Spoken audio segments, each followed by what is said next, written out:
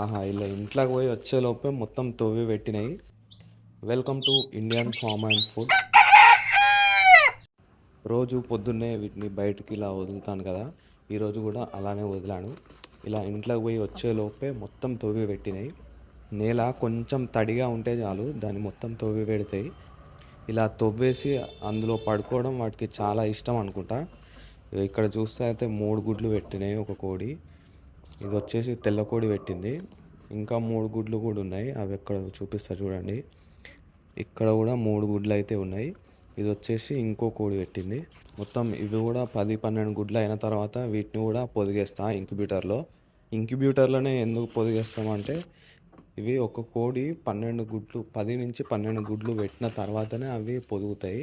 So అవి 10-12 గుడ్లు పెట్టడానికి కనీసం 15 రోజుల సమయం పడుతుంది. సో అప్పుడు ఏమవుతుందంటే, స్టార్టింగ్ పెట్టిన 2-3 గుడ్లు అవి పొదిగాయి, అవి అందులో నుంచి పిల్లలు బయటికి రావు. ఎందుకంటే ఒక్క గుడ్డు 10 రోజులు దాటిందంటే అది గుడ్డుగా మారుతుంది. మళ్ళీ ఒకవేళ వాళ్ళకెళ్ళి పిల్ల బయటకు వచ్చినా కూడా అదంతా హెల్తీగా ఉండదు. అందుకని చెప్పి వీటిని అయితే ముందే పొదిగేస్తాను. మరిన్ని ఇలాంటి వీడియోస్ కోసం అయితే ఛానల్ని సబ్స్క్రైబ్ చేసుకోండి.